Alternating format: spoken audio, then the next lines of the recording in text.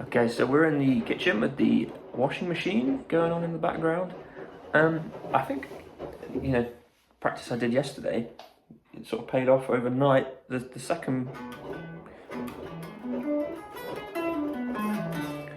arpeggio is feeling a lot more comfortable now.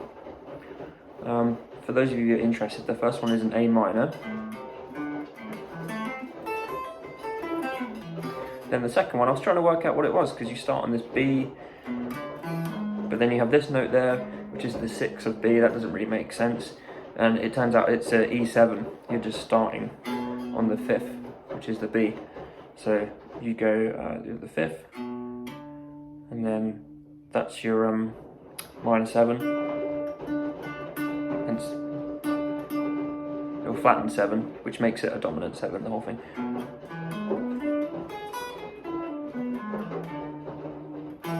But it's based around that, so you can, if it just regular chords. Okay, but all together,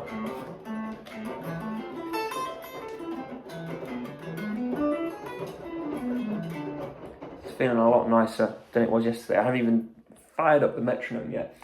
I think what I'll do, I'll just work on those two today, and then at the end of the day, learn the next one. And then the next day I'll just work on those, and then the next day learn the next one. That kind of pace. That way it gives you a day to sort of internalise it. And I'm playing this at about 95 beats per minute at the moment, which I think is probably a good goal speed to play it all at smoothly.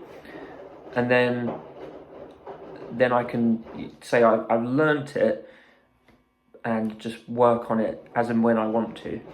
And then we'll probably shift the primary focus to something else like legato, to fill up, to go back into that thing I was saying of just playing to your strengths, because this is definitely not one of my strengths, which is why I'm practicing it. But you don't want to lose touch with the things which, make your playing your playing.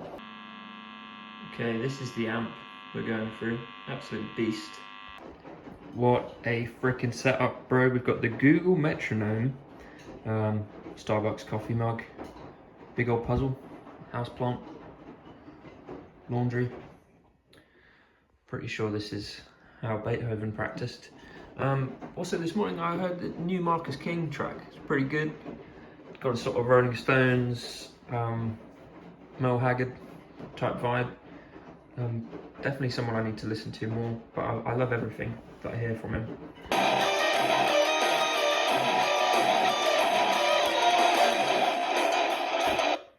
Okay, not too bad. That was at 0.95 speed, so we're getting there, aren't we? Try to keep it still is the...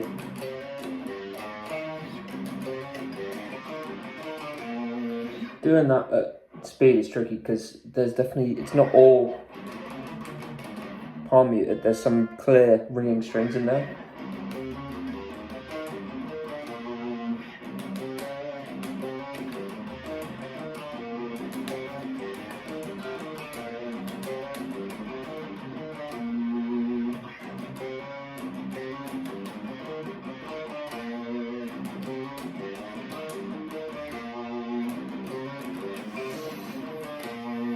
Anyway, I think tomorrow I might be ready to record a real cover of. So if you see that tomorrow, then it was ready. If you don't see it, then I'll be practicing it again. Gotta take these bad boys to the charity shop. Decline and Fall. This was Evelyn Waugh's first ever novel. It's kind of a satire, sort of in the what do you call it? Jeeves and Wooster, Woodhouse vein.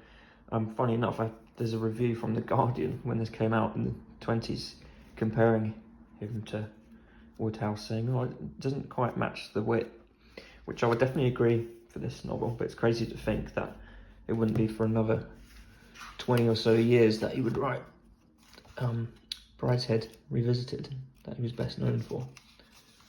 It's pretty wild. And obviously the aforementioned Staying a Life in Metal, the named and shamed terrible memoir. Off to the charity shop with you.